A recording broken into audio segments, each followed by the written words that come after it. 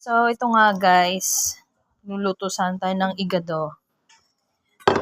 Ayan, 50 pesos na igado. Tapos 50 pesos na konting laman ng manok. Baboy, tapos manok. Kasi ito mura eh. Kaya, ayan ang igado natin. Ang simpleng igado natin. Tapos may maliit na, ito lang ang pinakagulay natin. Maliit na bell pepper. Ayan, tapos tomato paste.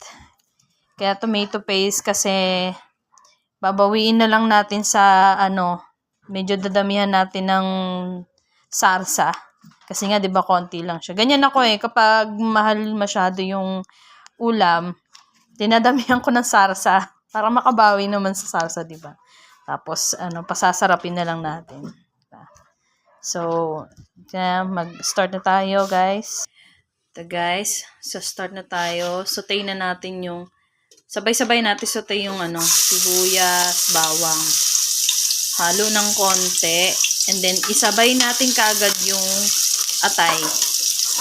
Bakit? Kasi para mawala yung lansa. Para maprito siya, mawala yung lansa niya. Para sabay-sabay sila ma-toasted. Yan o. See guys. Tapos hayaan natin ng konti para maprito sila. Yan, ibaliktad natin sila isa-isa para yung kabila naman na maprito. So, ayan guys, naprito na silang lahat. Tsaka na natin ngayon ilagay yung manok natin. Yan. Yan. Yan. Para siya naman ng isutay natin ng konti. Ayan, halo na. So, takpan muna natin. Ayan, haluin na natin ulit guys. Ayan. Tsaka, ngayon, lagyan na natin ng toyo. Ayan. Lagyan natin ng toyo. Okay. Ayan. Tapos haluin ng maigi.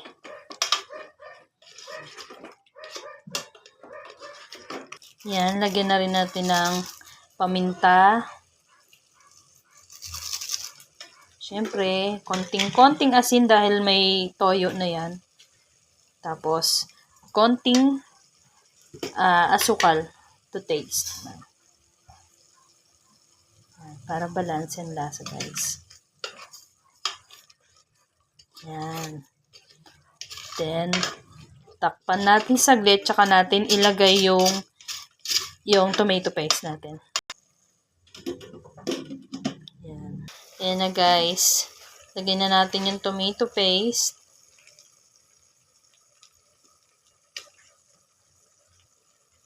Yan. Simutin natin. Sayang eh. Yan. Halo-halo. Yan. Tsaka natin ngayon lalagyan ng konting tubig. Yan, lagyan na natin ng konting tubig, guys. Yan. Kanya-kanyang style lang ng luto yan, guys. Ganyan ang style ko eh. Kasi, syempre, mahal ang karne. So, dinadaan ko na lang sa pasarapan ng lasa at saka damihan ng sarsa. May mga kanya-kanyang style ng pagluto ng igado. Mayroong pang Ilocano, Tagalog, di ba? Ito yung style natin. And then takpan muna.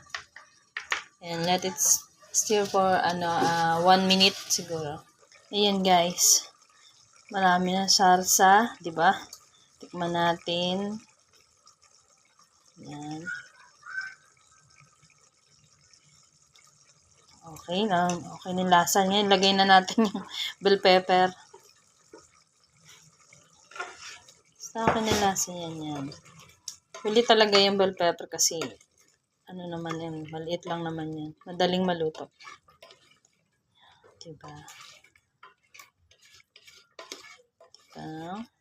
Sarap. Yan. Then takpan natin ulit for 1 minute ulit guys. Ayan na, luto na guys. Okay na to. Kain na na.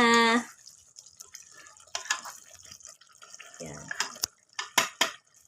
Okay.